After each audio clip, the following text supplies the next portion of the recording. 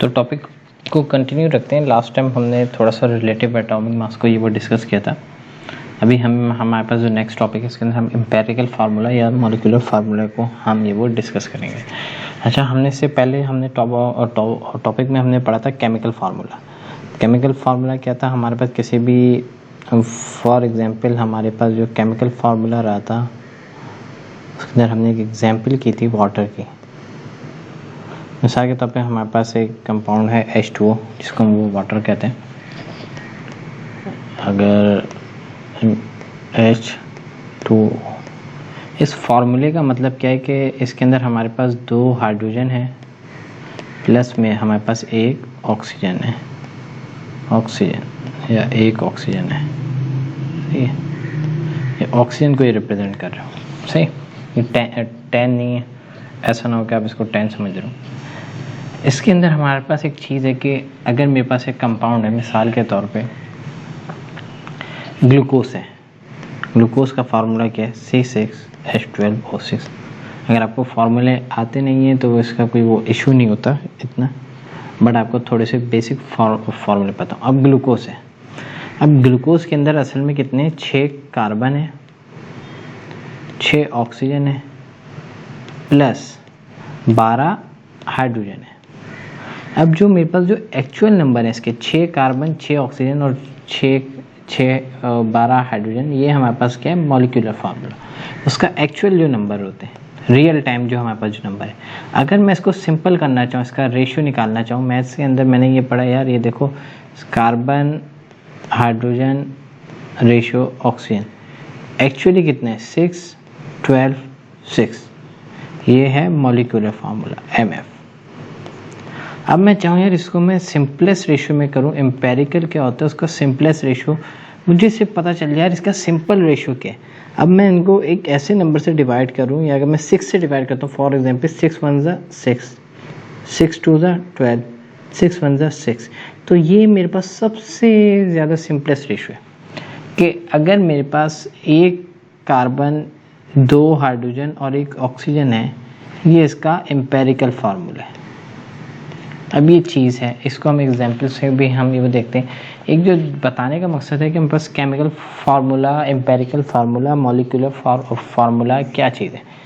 देखो, chemical formula किसी भी कंपाउंड की रिप्रेजेंटेशन हम कर रहे हैं सिंबल्स की फॉर्म में।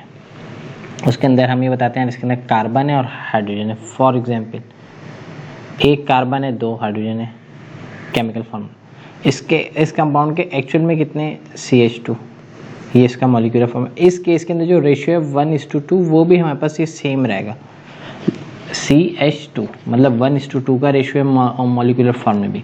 लेकिन जब हम डिटेल में जाते हैं तो हमारे पास कॉम्प्लेक्स फार्मूले आते हैं, बहुत ज़्यादा कॉम्प्लेक्स। जैसे अभी ये पढ़ा C6H12O6, ये हमारे पास क्या हो गया? किसी भी उसका chemical formula, same chemical formula ही मॉलिक्यूलर फार्मूला है, उसका जो एक्चुअल नंबर है।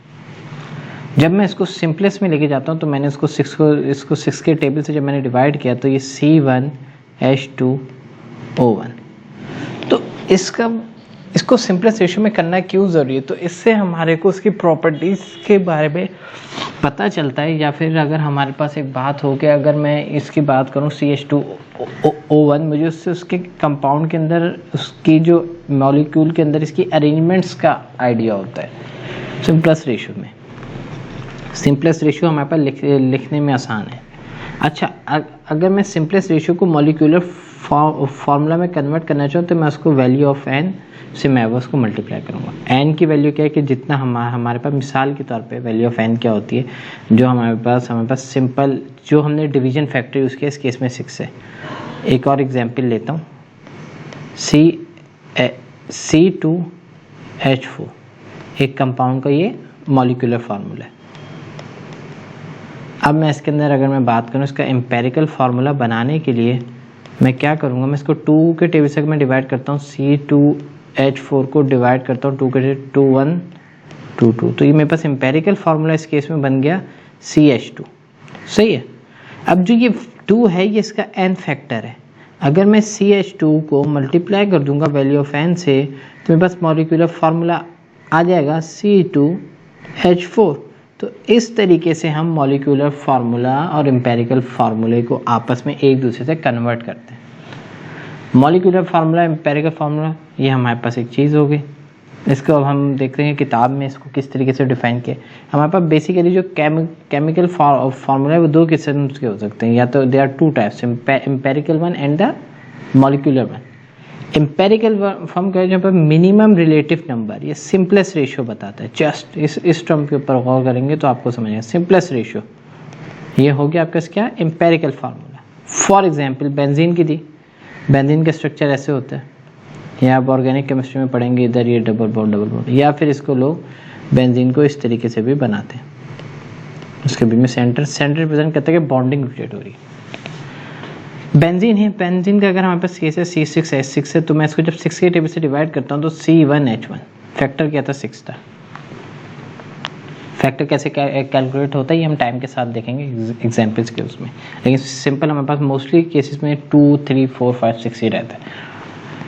अच्छा, हमारे पास जो बेंजीन है, for example benzene has a molecular formula C6H6 which has the simplest ratio of hydrogen carbon 1:1, ये हमने क्या किया। ग्लूकोज का क्या है, ये भी हमने जो लास्ट एग्जाम्पल देखी। So the empirical formula of the glucose is the simple ratio 1:2। Empirical formula का हमारे पास रेशियो निकलता है और उसको हम वैल्यू ऑफ एन से मल्टीप्लाई करके क्या निकालते हैं, मॉलिक्यूलर फार्मूला। मॉलिक्यूलर फार्मूला क्या है, हमारे पास जो रियल नंबर है, molecular formula which shows the actual number.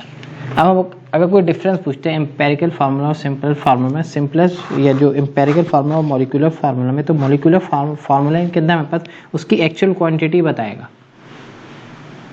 और जो एम्पेरिकल है वो हमें सिर्फ आइडिया देगा कि किस रेशियो में। मिसाल के तौर पे आपके पास बहुत सी, आपने एक बड़े पैमाने पे कोई चीज़ आपने वो परचेज़ की है, सही है, आपने एक मार्कर का पैकेट लिया, सही है, आपने 10 मार्कर के पैकेट लिए, सही है। आप एग्जाम्पल समझें, आपके 10 मार्कर के पैकेट हैं और 10 में से 4 जो हैं ब्लू हैं, 6 जो हैं ब्लैक मार्कर के। एक्चुअली आपने कितने मार्कर लिए, आपने तो एक पैकेट में अगर 10 होते हैं तो आपने 100 मार्कर लिए, जिसमें से 40 ब्लू हैं, 60 ब्लैक। लेकिन इसका रेशियो क्या है, रेशियो क्या है, आप कहोगे यार मैंने 4 ब्लू के थे और 6 ब्लैक के थे, तो रेशियो है 4:6। उसके 4 पैकेट हैं, इसके 6 पैकेट हैं, तो वो पैकेट की टर्म में बता रहे हैं। अगर मैं इसकी एक्चुअल नंबर दूं तो वो मेरे पास क्या है, मॉलिक्यूलर फार्मूला। मॉलिक्यूलर फार्मूला किसी भी कंपाउंड के एक्चुअल नंबर बताता है। एम्पेरिकल फार्मूला आइडिया बताता है वो किस रेशियो के अंदर अवेलेबल है। मॉलिक्यूलर फार्मूला आपका ड्राइव किससे होता है, ड्राइव कहते हैं किस चीज़ से निकला, एम्पेरिकल फार्मूला से निकले। अब हमारे पास एक चीज़ है, एम्पेरिकल फार्मूले को हम मॉलिक्यूलर फार्मूले में वैल्यू ऑफ एन से मल्टीप्लाई करके हम निकाल सकते हैं, सही है। अब मॉलिक्यूलर फार्मूले को हम कैलकुलेट कैसे करते हैं, हमारे पास उसके एटॉमिक वेट्स ऑफ एटम को, एक हमारे पास कॉन्सेप्ट होता है, हम किसी भी कंपाउंड का मॉलिक्यूलर फार्मूला कैसे निकालते हैं, उसके एटॉमिक वेट्स ऑफ एटम के जरिए। फॉर एग्जाम्पल देखते हैं। अच्छा, molecular formula of a compound may be same और मल्टीपल ऑफ द एम्पेरिकल। मिसाल के तौर पर अगर वाटर का केस है, इसका जो मॉलिक्यूलर फार्मूला है और एम्पेरिकल फार्मूला सेम है, इसके बाद 2 हाइड्रोजन है, 1 ऑक्सीजन, इससे ज़्यादा सिंपल नहीं हो सकता। तो कुछ केसेस में जो मॉलिक्यूलर फार्मूला है वो सेम होता है, वाटर का केस याद रखें। कुछ के अंदर मल्टीपल ऑफ एम्पेरिकल फार्मूला, मिसाल के तौर पे आपके पास C6H6 का केस क्या है, इसको C1H1। इस केस में हमारे पास अगर एम्पेरिकल फार्मूला को अगर हम मल्टीप्लाई करेंगे तो हमारे पास क्या आ जाएगा, मॉलिक्यूलर फार्मूला मल्टीप्लाई करेंगे 6 या n की वैल्यू से। तो ये इस लाइन का मतलब भी होता है। एक चीज़ जो मैंने कही है कि किताब को रीड करना क्यों ज़रूरी, क्योंकि किताब को जब आप रीड करेंगे तो आपके बहुत से सवालात होते हैं जो आपके जहन में होते हैं, लेकिन आप उसको पूछ नहीं सकते या बता नहीं पाते किसी को, तो उस सवालों का जवाब आपको किताब दे रही होती है। अब एक चीज़ है इसका formula, molecular formula is equal to empirical formula, bracket का मतलब है टाइम्स कहते हैं मल्टीप्लाई को, एन जो होती है नंबर ऑफ वैल्यूज होती हैं जो इसके फैक्टर्स होते हैं। मॉलिक्यूलर फार्मूला को हम कैलकुलेट कैसे करते हैं ये आगे जाके हम इसकी डिटेल में हम देखेंगे, लेकिन मैं एक एग्जांपल मॉलिक्यूलर फार्मूला यहाँ पर दिया हुआ है, हम इसको कैलकुलेट करेंगे और मॉलिक्यूलर फार्मूला और एटॉमिक फार्मूले को एक साथ हम कैलकुलेट करेंगे कि एटॉमिक मास कैसे होता है। लेकिन मैं ये बता देता हूँ मिसाल के तौर पे, इसको बताना क्यों ज़रूरी है, इसको आगे भी बताएंगे। मॉलिक्यूलर फार्मूला मिसाल के तौर पे कैसे कैलकुलेट होता है। मॉलिक्यूलर फार्मूले में अगर आपका जो कंपाउंड है, जैसे C हो गया, H हो गया, O हो गया, सल्फर हो गया, नाइट्रोजन हो गया, हाइड्रोजन हो गया, हाइड्रोजन के बाद हीलियम हो गया, इस तरह के बहुत से कंपाउंड्स होते हैं। एटम है, एटम के अंदर आपको एक चीज़ समझने की ज़रूरत है कि जो सी है इसके भी हमारे पास कुछ एटॉमिक मास होता है, एटॉमिक वेट होता है। एटॉमिक वेट आपको कौन बताता है? Periodic table. आपको करना क्या है, आपने जो सी है उसके एटॉमिक वेट को, एटॉमिक मास, एटॉमिक वेट को मल्टीप्लाई करना है कि उसके नंबर कितने, कार्बन मिसाल के तौर पे n कितने, कार्बन, एक कार्बन है, दो कार्बन है, तीन कार्बन है। तो इस तरीके से आप उस एटम का मॉलिक्यूलर वेट निकाल रहे होते हैं। सही है, मॉलिक्यूलर वेट या मॉलिक्यूलर फार्मूला का वेट निकालता है। अगर एक कंपाउंड में CHO है और ये 2 हैं, ये 6 हैं, ये 3 है, इस केस में आप क्या करेंगे, कार्बन का एटॉमिक वेट कितना है 12, मल्टीप्लाई करेंगे 2 से। अब नेक्स्ट में जाने के से पहले हम प्लस करेंगे। हाइड्रोजन का एटॉमिक वेट पीरियोडिक टेबल में 1, मल्टीप्लाई करेंगे 6 से, प्लस। ऑक्सीजन में जाने से पहले हम प्लस का साइन डालेंगे, तो हम क्या करेंगे, ऑक्सीजन का एटॉमिक वेट अगर पीरियोडिक टेबल में देखें 16, मल्टीप्लाई करेंगे 3 से, 12 to 24 प्लस 6 प्लस 48। इसको जब हम सम अप करेंगे 54, 58, 68, 78।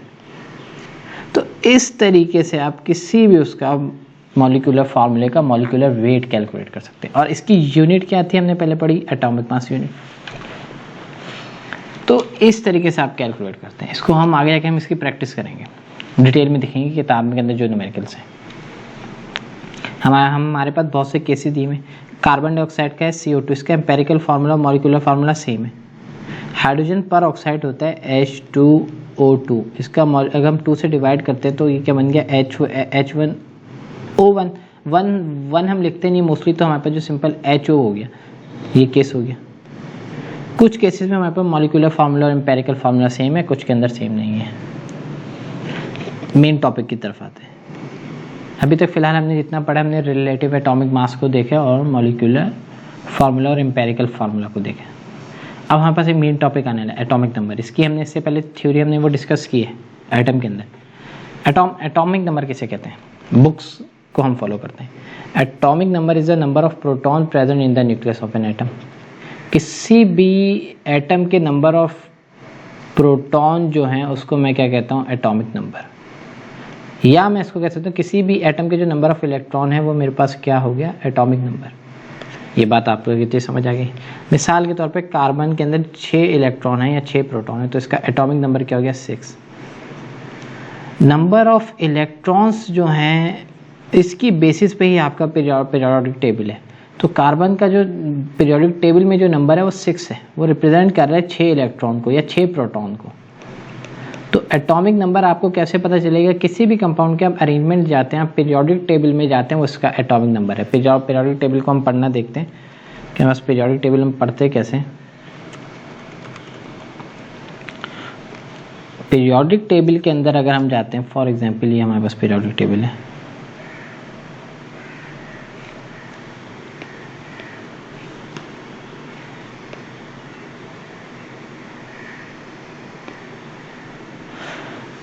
ये मैंने क्या देख लिया, पीरियोडिक टेबल। अब इस केस के अंदर अगर मैं इसको पीरियोडिक टेबल को मैं डाउनलोड कर लेता हूँ तो यूज़ होने वाला है काफ़ी। इसमें थोड़ा सा डिटेल में, इससे पहले वाला भी काफ़ी डिटेल था।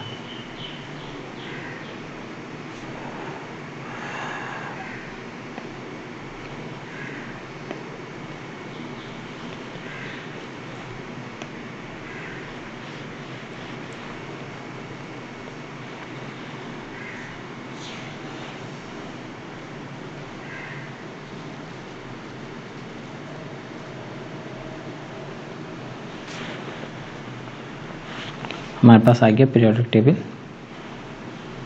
अब इसको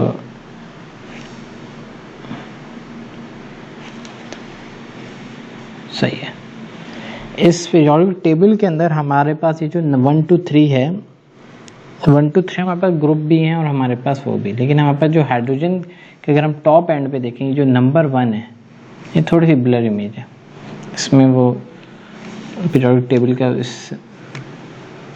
थोड़ी सी इसकी इमेज की क्वालिटी ख़राब है।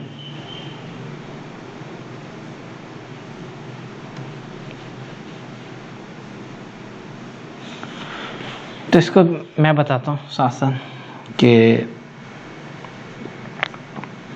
कोशिश करते हैं अगर ये डायरेक्ट हमारे पास आ जाए ना तो उसमें हम साथ साथ इसको कंपेयर भी कर लें। हाँ, इसके अंदर हमारे पास आ गया।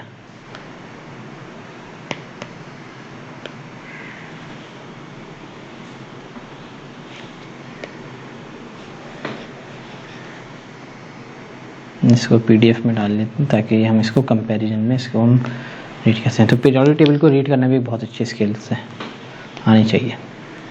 ये हमारे पास अब आ गया थोड़ा मज़ेदार पीरियोडिक टेबल। अब ये जो अगर हमारे पास एग्जाम्पल है, जैसे मिसाल के तौर पर ये H के ऊपर जो 1 है ये इसका क्या हो गया, ये इलेक्ट्रॉन प्लस न्यूट्रॉन के सम को बता रहा है, या प्रोटॉन प्लस न्यूट्रॉन के सम को। और जो नीचे जो नंबर होता है ये हमारे पास नंबर ऑफ इलेक्ट्रॉन या नंबर ऑफ प्रोटॉन को रिप्रेजेंट कर रहा होता है। एटॉमिक नंबर क्या है? एटॉमिक नंबर वो चीज़ें हैं जो हमारे पास उसका नंबर ऑफ इलेक्ट्रॉन या नंबर ऑफ प्रोटॉन होते हैं। इस केस में हमारे पास पब कैम के केस के अंदर ये जो हमारे पास आया पीरियोडिक टेबल है, और एक और हमारे पास है।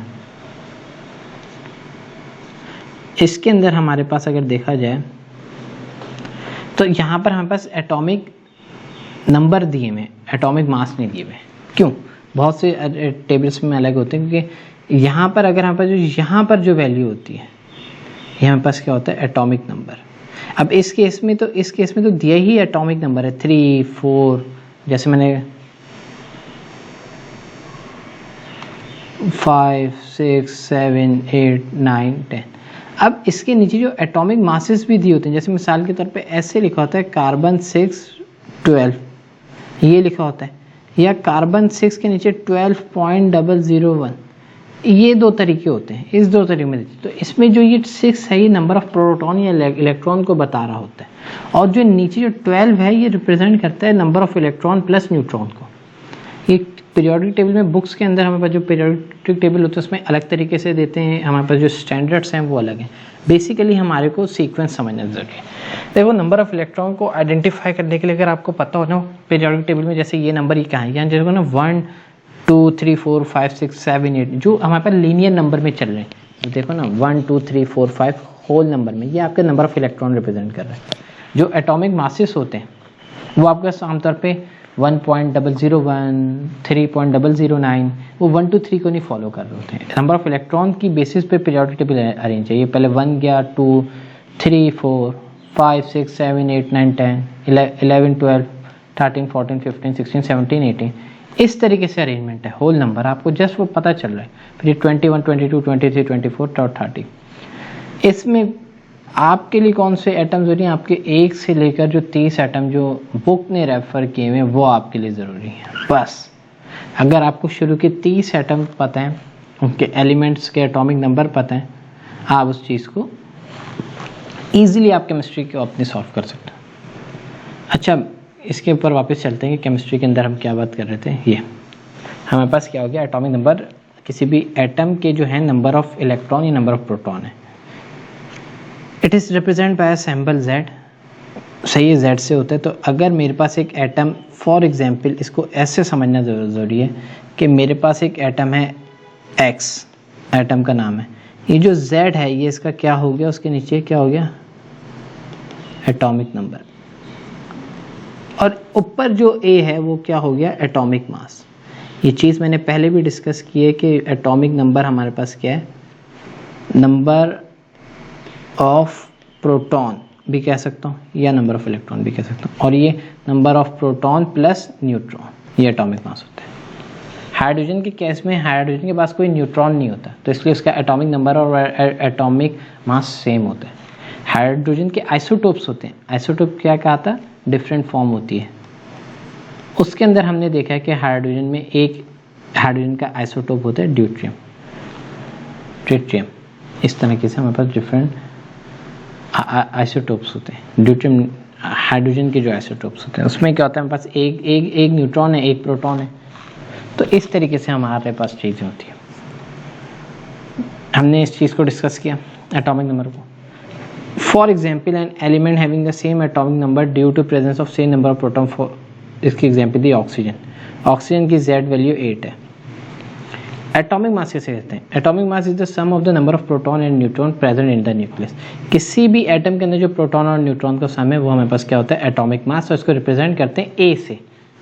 एटॉमिक मास किसके बराबर है? Z + n, where n is the number of neutron. मैंने यही बात की है इससे पहले कि मैंने कहा यार अगर ये एलिमेंट Z आ गया और ये क्या हो गया A, जो एटॉमिक मास है वो इलेक्ट्रॉन या प्रोटॉन के नंबर प्लस न्यूट्रॉन। इस केस में हम ऐसे लिख सकते हैं जैसे कार्बन है, कार्बन का 6 इलेक्ट्रॉन है, उसका 6 इलेक्ट्रॉन है प्लस 6 ही न्यूट्रॉन है, 6 + 6 12। तो इस तरीके से बना 6 कार्बन 12। हम एटॉमिक नंबर मास नंबर हम कैलकुलेट करेंगे भी, तो हम इसमें प्रैक्टिस करेंगे। For example nitrogen atom having 7 number of proton and 7 number of electron, then the atomic mass will be 7 proton है 7 न्यूट्रॉन है, तो आप 7 + 7 = 40। एग्जाम्पल्स देखते हैं। For example example 1.1, if any element have number of proton 11, उसके पास 11 proton है for example, and the number of neutron 12, और 12 उसके पास क्या है? न्यूट्रॉन। अब पूछते हैं find out its atomic number and atomic mass. देखो प्रोटॉन दे या इलेक्ट्रॉन दे, जो नंबर ऑफ प्रोटॉन है वो क्या होता है? Atomic number. तो इसका एटॉमिक नंबर कितना हुआ? नंबर ऑफ प्रोटॉन आपके पास क्या होता है? Atomic number. एटॉमिक नंबर है 11 प्रोटॉन, तो एटॉमिक नंबर हो गया 11। जस्ट नंबर ऑफ प्रोटॉन किस प्लस न्यूट्रॉन होता है? एटॉमिक मास। तो 11 + 12 हमारे पास 23। इस तरीके से हमने इसका एटॉमिक मास निकाला। ठीक है, एटॉमिक मास वही है जो फिर हम बाद में हमारे पास ये डिटेल में आगे जाएगा एटॉमिक मास। एक और एग्जांपल है, how many number of proton and neutron are in an atom. पूछे कि एक बताओ कि इसमें नंबर ऑफ प्रोटॉन और न्यूट्रॉन कितने, किस केस में? जिसका एटॉमिक मास 40 है और इसका उस कंपाउंड का जो एटॉमिक नंबर है 20। मैंने कहा देखो यार जो 20 जो नीचे है ना Z है, ये नंबर ऑफ इलेक्ट्रॉन और प्रोटॉन होते हैं, या तो नंबर ऑफ इलेक्ट्रॉन होगा या नंबर ऑफ प्रोटॉन। अब वो पूछता है कि एक कंपाउंड है जिसका एटॉमिक नंबर 20, तो मेरे पास में कितने इलेक्ट्रॉन या प्रोटॉन होंगे? उसमें जो नंबर ऑफ प्रोटॉन होंगे 20 होंगे। नंबर ऑफ न्यूट्रॉन्स कितने होंगे? जो टोटल एटॉमिक मास है A में से अगर मैं नंबर ऑफ प्रोटॉन निकाल दूं, तो मैं अगर 40 में से माइनस कर दूं 20, तो मेरे पास क्या आंसर आएगा? 20। तो उस केस में मेरे पास न्यूट्रॉन कितने हुए? 20 हुए। इस तरीके से हम चीज़ें सॉल्व करते हैं। बुक्स के एग्जाम्पल हैं, हम प्रैक्टिस करने के लिए हम डिफरेंट एग्जाम्पल्स हैं, उसको हम सॉल्व करते हैं तो ये पता चलता है। बेसिकली हमारे पास 2 केस हो सकते हैं, या तो हमारे पास वो दे दे कि यार आपको वो नंबर ऑफ प्रोटॉन्स दे दे और आपसे कहे कि आप इसके एटॉमिक नंबर बताओ। एटॉमिक नंबर क्या होता है? नंबर ऑफ प्रोटॉन्स को भी बताओगे। एटॉमिक मास बताओ, या वो कहे कि यार आपके पास एटॉमिक मास दे दे। मिसाल के तौर पे एक एटम है, उसका एटॉमिक मास है 12 फॉर एग्जांपल, और कह रहा है उसका जो नंबर ऑफ प्रोटॉन है उस एटम में 6 है, मुझे बताओ उसमें न्यूट्रॉन कितने। आपको पता है कि अगर एटॉमिक मास में से 12 में से मैं नंबर ऑफ प्रोटॉन माइनस कर दूँ तो मुझे उसके नंबर ऑफ न्यूट्रॉन मिल जाएंगे। चीज़ों को हमने क्रॉस करना है जस्ट हमारे पास। फिर याद रख लें, देखो Z जो है ये क्या है? ये है एटॉमिक नंबर, मतलब प्रोटॉन की तादाद है या इलेक्ट्रॉन की, किसी एक की तादाद है। A जो है एटॉमिक मास, मतलब प्रोटॉन प्लस न्यूट्रॉन की। अब आपसे वो पूछते हैं यार अगर आपको नंबर ऑफ इलेक्ट्रॉन देता है या प्रोटॉन देता है, आप उससे एटॉमिक नंबर निकाल सकते हैं। आपको वो एटॉमिक मास देता है और नंबर ऑफ न्यूट्रॉन देता है, आप उससे एटॉमिक नंबर निकाल सकते हैं। कैसे? एटॉमिक मास क्या टोटल है प्रोटॉन और न्यूट्रॉन को, आपके एटॉमिक मास है न्यूट्रॉन है, तो आप क्या करेंगे? एटॉमिक मास में से जब न्यूट्रॉन को माइनस करेंगे तो प्रोटॉन आ जाएंगे। जो प्रोटॉन है वो क्या है? एटॉमिक नंबर है। तो आपको इस तरीके से इसको सॉल्व करना आना चाहिए। जितने भी क्वेश्चंस होते हैं ये प्रैक्टिस से आते हैं केमिस्ट्री के अंदर, तो आपको इस चीज़ की काफ़ी प्रैक्टिस की ज़रूरत होती है। खैर इसी को कंटिन्यू रखते हैं आगे। अब हमारे पास चीज़ है मॉलिक्यूलर मास और फार्मूला मास। मॉलिक्यूलर मास होता है the sum of atomic masses of all atom. हमारे पास जितने भी एटम्स के जो सम है वो हमारे पास क्या होते हैं? एटम के जितने भी मासेस के समय वो हमारे पास होते हैं, एटॉमिक मासेस जितने भी एटम्स के वो मॉलिक्यूलर मास है। मिसाल के तौर पर मेरे पास कार्बन का मेरे पास एटॉमिक नंबर 6 था और एटॉमिक मास था 12, तो कार्बन का एटॉमिक मास क्या हो गया 12। अब अगर कार्बन किसी ऑक्सीजन के साथ है, मिसाल के तौर पे कार्बन डाइऑक्साइड, तो इसका मॉलिक्यूलर मास कितना होगा? कार्बन का मेरे पास कितने हैं 12 है, 12 इंटू 1 एक कार्बन है, प्लस ऑक्सीजन का कितने हैं 16, 16 इंटू 2 ऑक्सीजन के मॉलिक्यूल 2, तो मेरे पास ये हो जाएगा 12 plus 32 equals to 44 atomic molecular mass हो गया। किसी भी एटम के जो हमारे पास एटॉमिक मास है वो मॉलिक्यूल्स में जितने भी एटम हैं उन सबको जो हम प्लस करते हैं वो कहलाता है मॉलिक्यूलर मास। कार्बन डाइऑक्साइड का 44 है, वाटर का नहीं है। फॉर एग्जांपल एक एग्जांपल दिए, calculate the molecular mass of HNO3। HNO3 nitric acid होता है, खैर ये आपको इसके नाम तो अभी नहीं होंगे पता, खैर इसका फिर बैठे। एटॉमिक मास ऑफ हाइड्रोजन कितना है अगर आपको याद नहीं है, हाइड्रोजन का 1 है, पीरियोडिक टेबल से भी देख सकते हैं, लेकिन पेपर्स के अंदर ये वो आमतौर पे इसकी वैल्यूज़ दी जाती है एटॉमिक मासेस की, तो टेंशन नहीं होती, लेकिन बेहतर है कि आप 30 एलिमेंट जो हैं स्टार्टिंग के वो याद करें। नाइट्रोजन का हमारे पास 14 होता है, आप पीरियोडिक टेबल से वेरीफाई कर सकते हैं। ऑक्सीजन का कितना होता है 16 होते हैं। H कितना है 1 है, H का मॉलिक्यूल 1 ही हो गया। N कितना है हमारे पास, N का एटॉमिक मास 14 है और मॉलिक्यूल एक ही है। ऑक्सीजन का एटॉमिक मास 16 है पर ऑक्सीजन के 3 मॉलिक्यूल हैं, तो 1 + 14 + 48 तो 63 एटॉमिक मास यूनिट। बिल्कुल आसान एग्जाम्पल होती है। अच्छा, जो मॉलिक्यूलर मास है और फार्मूला मास है वो सेम होता है, लेकिन मसला क्या है, मॉलिक्यूलर मास और फार्मूला मास सेम होता है, कैलकुलेशन भी सेम है, बस जो मॉलिक्यूलर मास होता है वो मोस्टली हमारे पास मॉलिक्यूल्स जो वो मॉलिक्यूल्स देखते हैं जिनके अंदर हमारे पास कोवैलेंट बॉन्डिंग होती है, ये डिफरेंस हमारे को सिर्फ पता हो।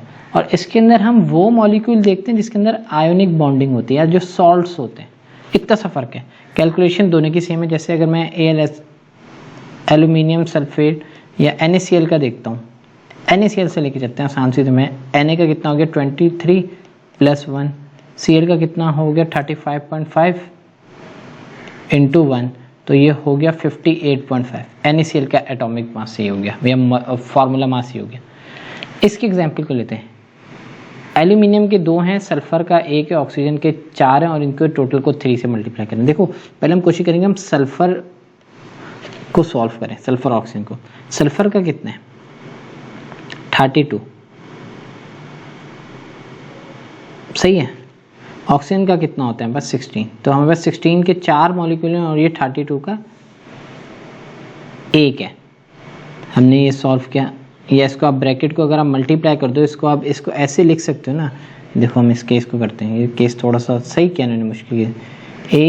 Al2SO4 मैं ब्रैकेट को खोलना चाहता हूँ, जो 3 है ये सल्फर से भी मल्टीप्लाई होगा और ऑक्सीजन से भी, तो मैं इसको ये लिख सकता हूँ Al2S3 4 3 O12, मैं इस तरीके से लिख सकता हूँ ना। अब मुझे सिर्फ इनके एटॉमिक मास पता हूँ।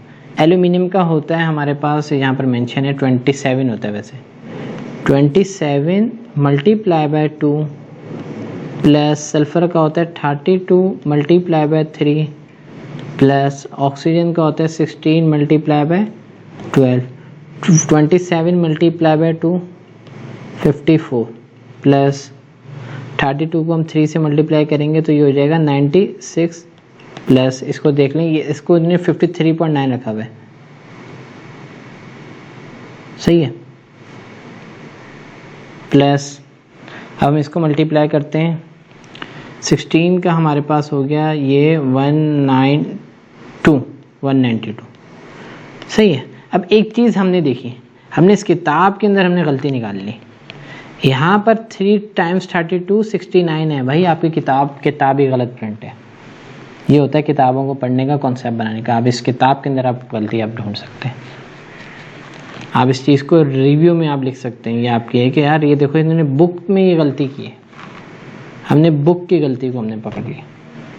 बुक्स आप देखें, आप बुक के अंदर काफ़ी चीज़ें गलती देखिए, मिस प्रिंटिंग हर जगह होती है, लेकिन आप एक कॉन्सेप्ट बताओ। अब लोग कहेंगे यार ये 69 कैसे है, हमारा तो आंसर गलत है। जो लकीर के फ़कीर होंगे वो ये कहेंगे यार ये पढ़ाने वाला गलत है, मेरे भाई पढ़ाने अलग अलग नहीं है। आप 3 को जब आप 32 से मल्टीप्लाई करते हैं, इन लोगों ने जो इनसे जो गलती हुई है, इन्होंने 3 को 23 से मल्टीप्लाई किया। ये जब प्रिंटिंग होती है, ये एक्सेल में इनके जो एनालॉग्स चलते हैं, तो वो उन्होंने प्रिंटिंग में गलती से 3 को 23 से जब आप मल्टीप्लाई करते हैं 69 आता है।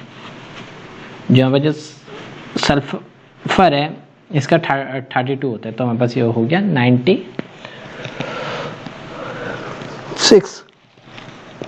कोई नहीं, किताबों के अंदर भी गलतियाँ हो जाती हैं कई बार, इसलिए हमारे पास किताबों के एडिशन रिवाइज होते हैं। जब हम इसको प्लस करेंगे तो 192 प्लस 96 प्लस 54 प्लस करा 6612, तो ये हो गया 342। सही है, 342 आपके पास का आंसर आ गया, अप्रॉक्सीमेट टू 342। तो इस तरीके से आप इसकी कैलकुलेशन ही करते हैं कि यार आप देखते हैं कि भाई कितने उसके एटम का जो एटॉमिक मासेस हैं उन सबको प्लस करते हैं। आप सेम इसको आप करेंगे। आपसे एक असाइनमेंट है कि how you can differentiate between empirical formula and molecular formula. आपको डिफरेंस पता है, सिंपलेस्ट रेशियो और ये वो। Why formula mass and molecular mass calculated separated while the process of calculation is same. अब सवाल होता है यार ये इसको सेपरेट क्यों किया जाता है जबकि कैलकुलेशंस तो सेम है। ये आपका सवाल, आप इसको जस्ट खुद सर्च करें। लेकिन इसके अंदर मैं आपको एक हिंट दे देता हूँ कि देखें, आयोनिक बॉन्डिंग होती है, कोवेलेंट, इस लेवल पे तो आपको सवाल थोड़ा मुश्किल रहेगा, लेकिन आप इसको खुद सर्च करें, आपको इसका जवाब मिल जाएगा। बॉन्डिंग का भी थोड़ा सा रूल है। सही है।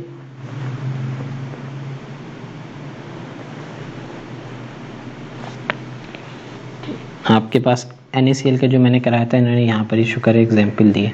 NaCl मोस्टली हमारे पास सॉल्ट है। सही है, ये हमारे पास हो गया यहाँ तक। हमारे पास हो गया फार्मूला मास, मॉलिक्यूलर मास। थोड़ा सा हम केमिकल स्पीशीज़ को देखते हैं। स्पीशीज़ कहते हैं हमारे पास फॉर्म्स को, डिफरेंट फॉर्म या टाइप्स होती है केमिकल स्पीशीज़। हमारे पास बहुत सी स्पीशीज़ होती हैं। स्पीशीज़ मतलब क्या है, उसकी टाइप्स होती है या केमिकली हमारे पास वो किसी भी कंपाउंड, किसी भी एलिमेंट को मैं उसका स्पीशीज़ कह सकता हूँ। मतलब मिसाल के तौर पे अगर एक एलिमेंट है कार्बन, अगर कार्बन जो है वो मेरे पास मिसाल के तौर पे कार्बन है, C6H12 हम रिप्रेजेंट करते हैं। अगर ये मेरे पास इलेक्ट्रॉन और प्रोटॉन लेता है या देता है तो इसके वजह से इस पर चार्जेस आते हैं, पॉजिटिव या नेगेटिव। ये बात इससे पहले डिस्कस हुई है। मिसाल के तौर पे क्यों आते हैं इसको समझना ज़रूरी है। मैं इसी बुक के एग्जाम्पल से लेके चलूँगा। इन्होंने कहा यार हमारे पास एक एटम है सोडियम, सही है। सोडियम के पास वैलेंस शेल है, शेल्स होते हैं। पहले शेल में उसके पास 2 इलेक्ट्रॉन है, दूसरे शेल में 8 इलेक्ट्रॉन है। वैलेंस शेल जो आउटर मोस्ट शेल है उसमें 1 इलेक्ट्रॉन है, वैलेंस शेल।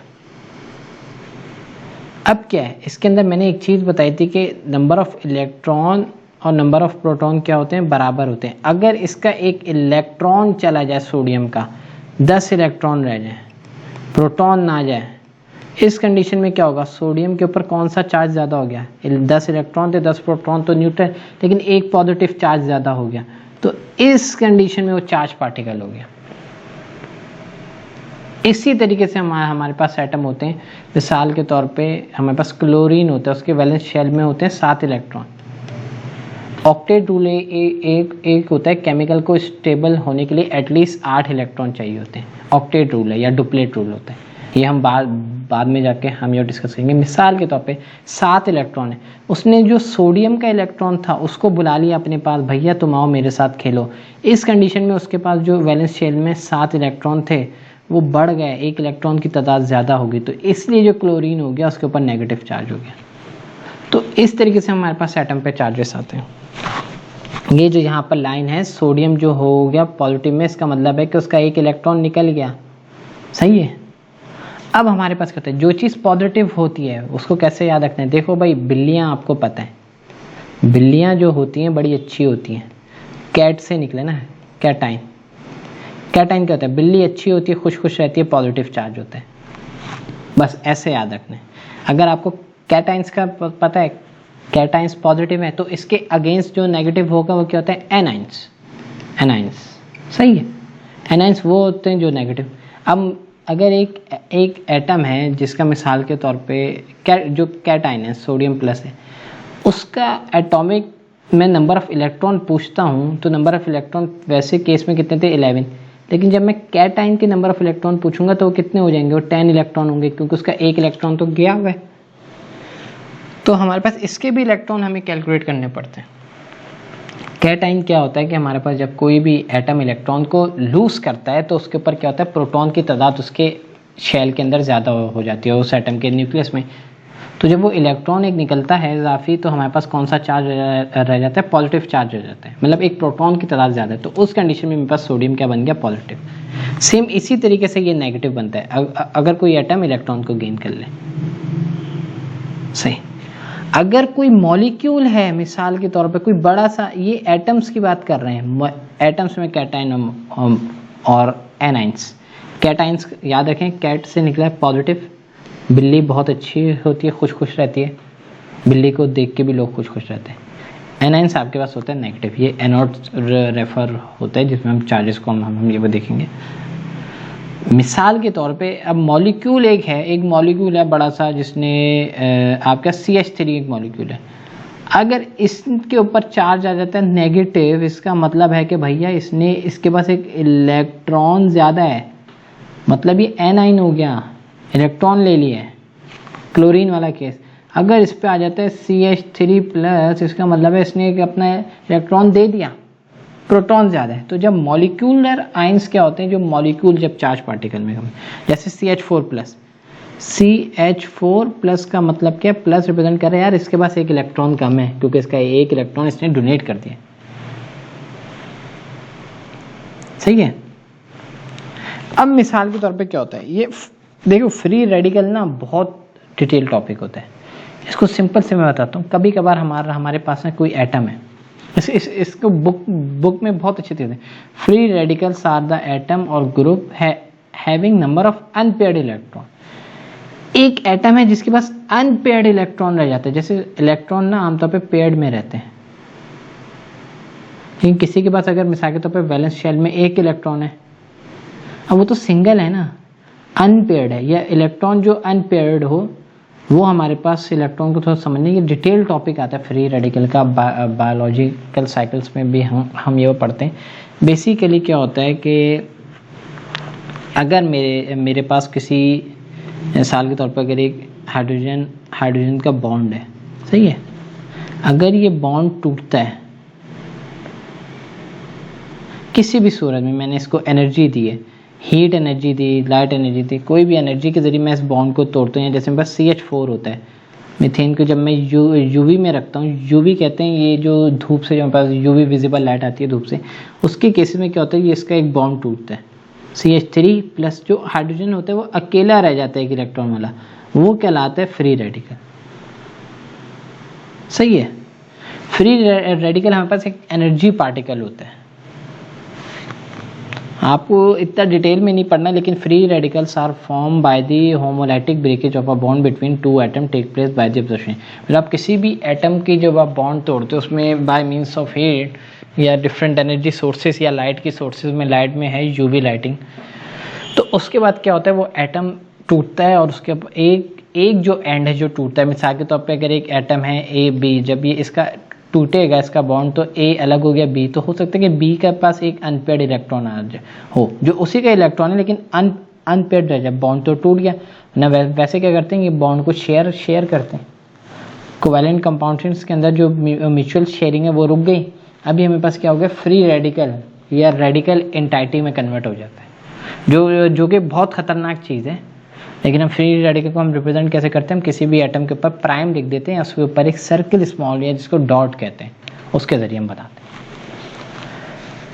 इस चीज़ के अंदर हमने रिवाइज किया, हमने कैटाइन, एनाइंस और फ्री रेडिकल को देखा।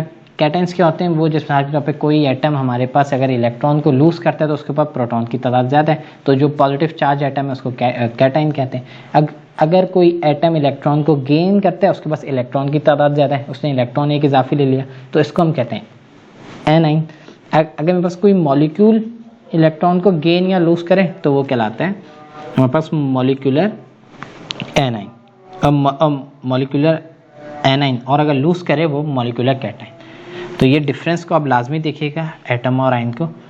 नेक्स्ट टॉपिक में हम देखेंगे टाइप्स ऑफ मॉलिक्यूल।